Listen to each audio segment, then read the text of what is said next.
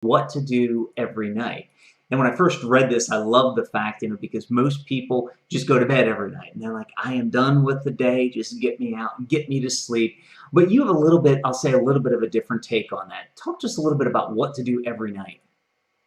Yeah, so I've found, and I was doing it naturally without doing it on paper, but to look ahead at tomorrow and develop your three top priorities for tomorrow while you're still in today. So at work, that means I call it the 4:30 preview, or whatever time that's a half an hour before you leave work. And that's where you stop whatever you're doing and you open your calendar for tomorrow and you just sort of do a preview of what it looks like. And you put in then your top three things that if nothing else gets done, you're going to get these three things done.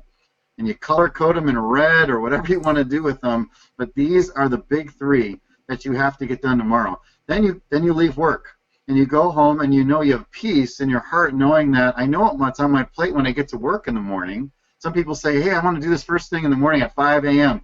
Okay, you could, but there's just something about going to bed with peace to know what your top three are.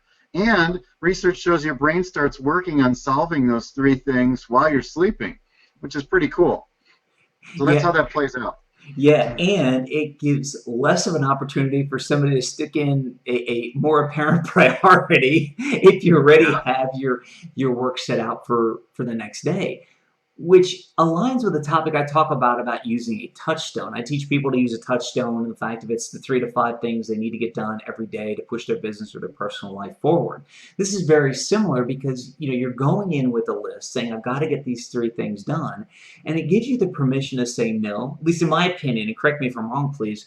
It gives you the permission to say no to a less important thing because you can look at the person asking and say, look, I'm really sorry, but these are the 3 things I've got to get done today.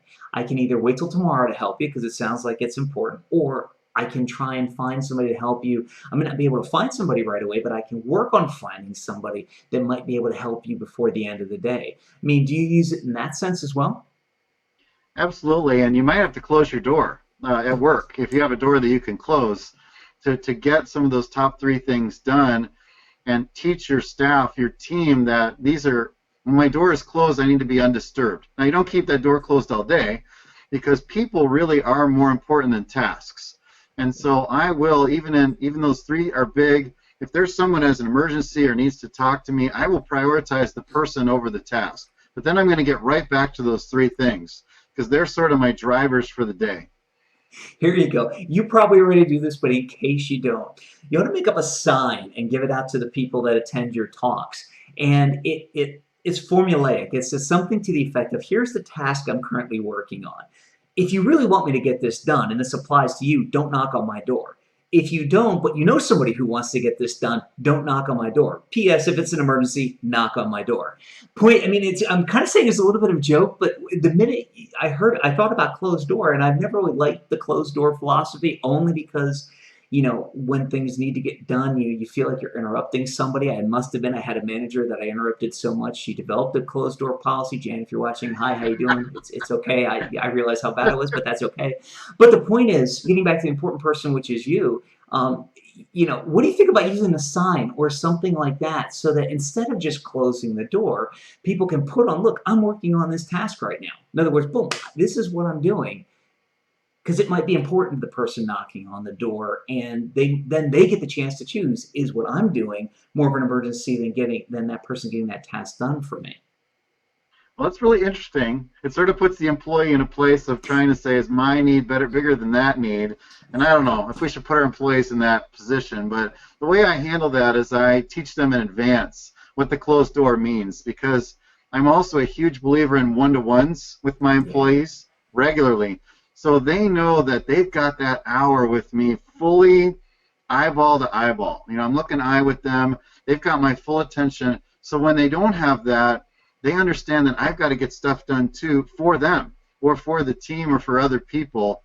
And by doing that balance, like spending a lot of time with your employees and focus time, it sort of alleviates all those people running to the door with that last minute, wait, I just need one signature, or I need your opinion on one thing. So that's sort of been the balance that's worked for me at work. Yeah, and let's face it, when an employee knows he's heard, then he or she is heard. He or she is less likely to feel that need to get that signature or to do something. I know, I went through it, and then we'll get back to what to do every night, talking about that again. No, I went through it with my ex boss. She was so good at hearing me that I never knocked on her door when it was closed because I Right. I didn't feel that need. Even if I felt the need to ask her a question, if I saw the door closed, it my need for being heard was satisfied previously, or I knew it was going to be satisfied in the very near future.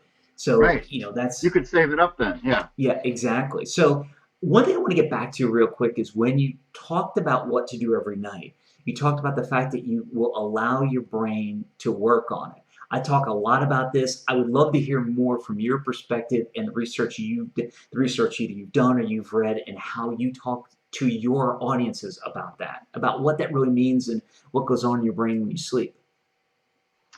Yeah, and I can't cite anything right off the top of my head. It's just more of a culmination of the research, but it's by anchoring stuff in your brain for tomorrow.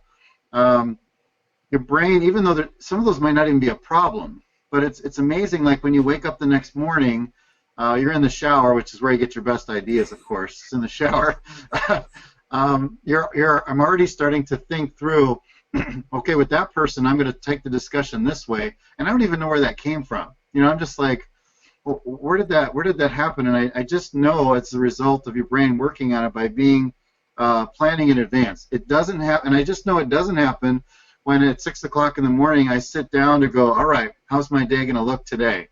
I've lost something by not having that extra 8 to 12 hours to think about it. Yeah, well, and really, your subconscious is the most powerful Yeah, supercomputer on Earth. And when you're sleeping, your conscious mind doesn't have a chance to interfere with that conscious, doesn't have the yeah, chance to put all the fears, the blocks, and everything else in there. So it's free to think about and do. It's free to think about the problems and whatever you put in it. The whatever you put in it right before you go to bed. One last real quick question before we move on to making appointments. Do you ever get somebody complaining about, oh, if I think about something before I go to bed, I don't get to sleep at night? Do you ever have anybody complain about that? yeah. And I find more females than males because they're using both sides of their brain, and it's harder for gals to shut their brain off at night. I hit the pillow and I'm gone. So I just think that's a gift from God to, to be able to do that. But actually, I found more of my clients, because they've done it at 4:30, especially with work stuff. They've had 5 or 6 hours at home, that they're ready for bed. Their brain is not noodling on that for 6 hours. They actually can close their laptop at work and know, all right, I'm done for the day. I teach trying to have a hard stop in your day, because having Okay. that hard stop and saying, I've done all I can do and the day is over. Some kind of mantra that you use helps you transition from work life into home life. And there are rituals you can do in order to do that. So you keep work at work and you keep home at home. Epic. And I'm quite sure when people reach out to you and get in contact with you, you can show them some of those rituals and mantras, and teach them your very successful techniques to get it done. Sure. Right, Paul? Yeah, sure. Epic. The one thing I want to say is now I finally get it, because when you say night, you really do mean 4:30 or sometime earlier in the day. When I Yeah. do it, I think of like right before I go to bed. So I think that's a great place to kind of wrap up. What do you do at night? And then move into making appointments for yourself for every single task. To watch the rest of this epic episode now, click on the link below the video. Do it now, you'll be glad you did. Are you still here? What are you waiting for? Watch the rest of this epic episode now by clicking on the link below the video.